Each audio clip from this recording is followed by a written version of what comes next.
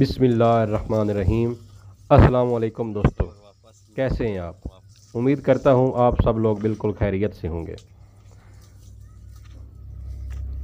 Travel to Swat की ये second episode है। फर्स्ट एपिसोड में हमने आपको सवात मोटरवे की सैर करवाई थी और जो मालूमात हमने आपको दी उससे आप इंशाल्लाह फ़ायदा उठा सकते हैं। ये ट्रैवल टू सवात की सेकंड एपिसोड है। इसमें हम आपको सवात की दिलकश सरसब्ज़ वादियों में लेकर जाएंगे जहाँ पर फलों के बागात हैं और आपको दिखाएंगे कि किस तरह यहाँ पर लोग खेती बाड़ी करते हैं। सवात के अलावा तमाम जो शमाली इलाका जात हैं उनमें जहाँ पहाड़ों पर थोड़ी जगह मिल जाए वहाँ पर काश्तकारी की जाती है। यहाँ पर बैलों से हल चलाकर ज़मीन को नरम किया जाता है और फिर उसमें मकई बोई जाती है।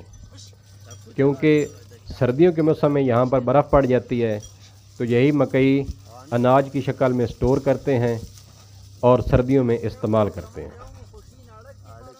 मैदानी इलाकों की निस्बत पहाड़ी इलाकों पर काश्तकारी करना थोड़ा मुश्किल है क्योंकि मैदानी इलाकों में पानी का बहुत ही आला इंतज़ाम होता है, लेकिन यहाँ पर सिर्फ बारिश ही पानी का वाहिद ज़रिया है। वादी सवात पाकिस्तान की खूबसूरत तरीन वादियों में से एक है। इसे एशिया का स्विट्ज़रलैंड भी कहा जाता है। ये वादी खूबसूरत झीलों, ठंडे पानी के चश्मों, सरसब्ज़ मैदानों, ऊंचे और घने जंगलात और दिल फरेब मनाज़र से माला माल है।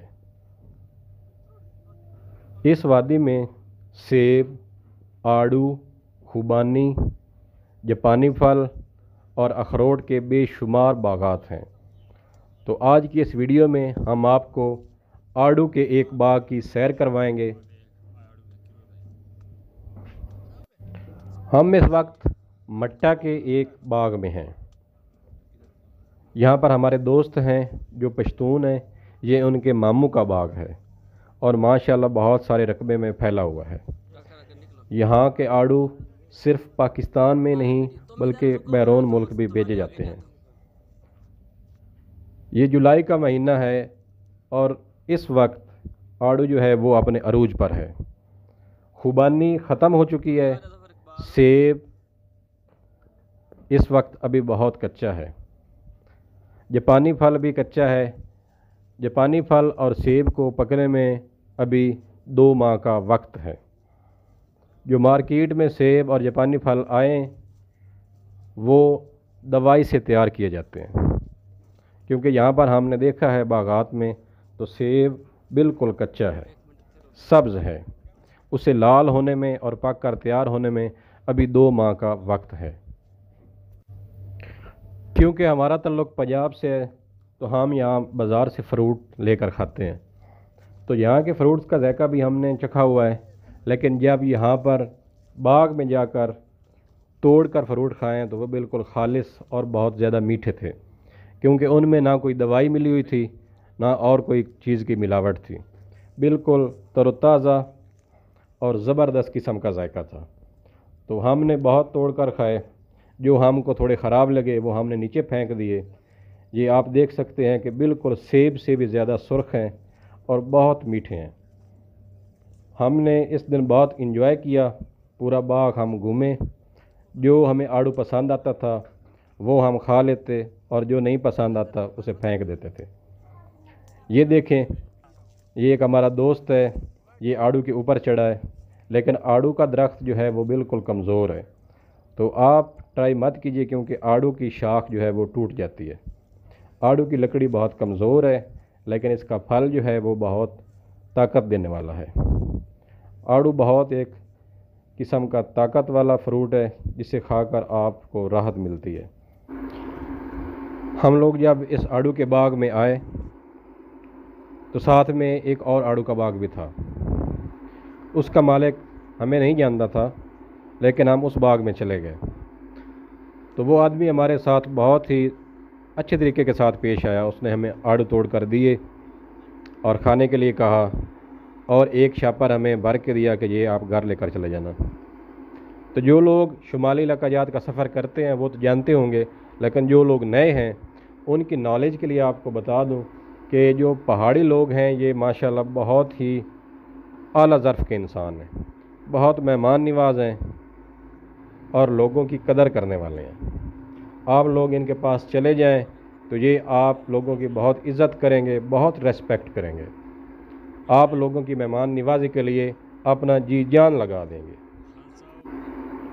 अब जब उस आदमी ने हमें शापर भर के दिया तो हमने कहा कि यार ये हमारे दोस्त का बाग है, तो हम उधर से खा रहे हैं और उधर से ले जाएंगे। तो उसने कहा नहीं यार, आप लोग पंजाब से आए हैं, इतना सफ़र करके आए हैं, तो आप लोग हमारे भी मेहमान हैं।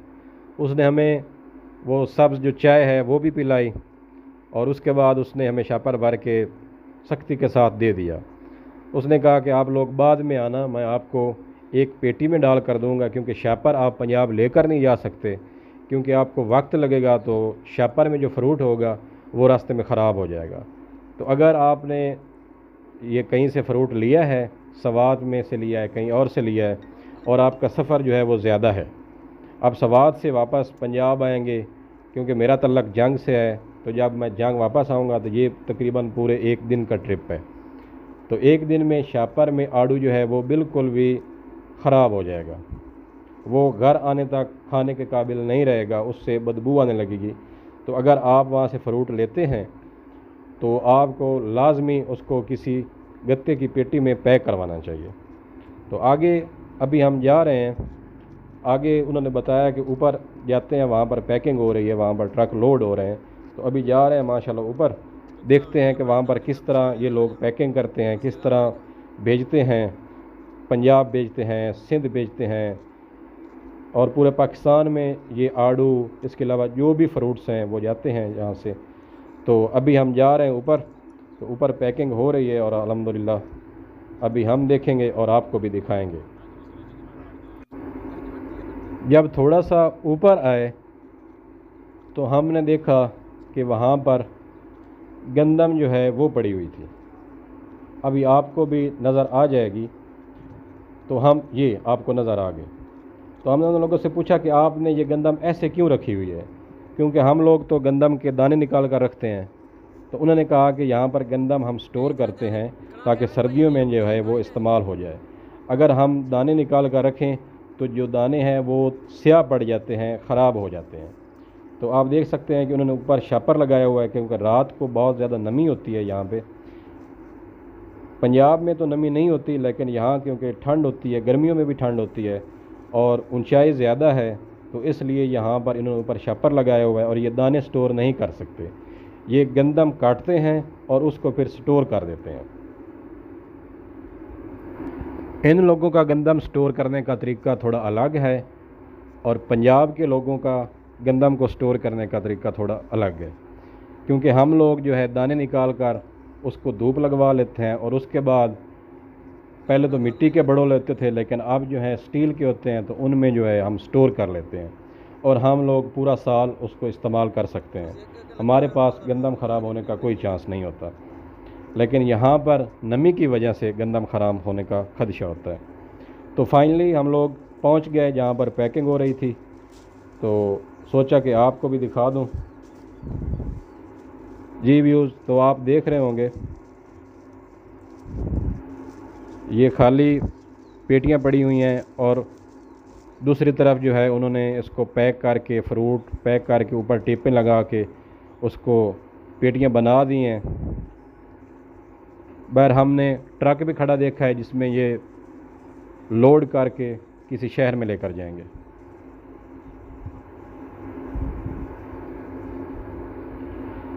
ये लोग बता रहे थे कि यहाँ पर ज़्यादा जो लोग हैं वो मिंगोरा या पेशावर भेज देते हैं, लेकिन हम लोग जो हैं हमारे पास अपने ट्रक हैं, तो हम लोग कराची, कोयटा, लाहौर, इस्लामाबाद, मुल्तान, इन तमाम शहरों में हमारे ट्रक जो है वो जाते हैं लोड करके।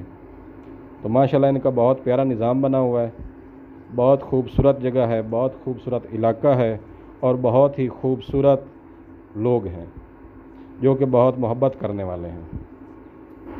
हमारा दोस्त तो आड़ू की शाख पे चढ़ गया था और वो शाख टूट भी गई थी, लेकिन ये लोग जो नीचे वाला फ्रूट होता है वो लड़के जाते हैं और उस फ्रूट को तोड़कर एक टोकरी है उसमें डाल देते हैं, और जो फ्रूट ऊपर शाखों पे होता है जहाँ पर हाथ नहीं पहुँच सकता, तो ये लोग सीढ़ी लगाते हैं।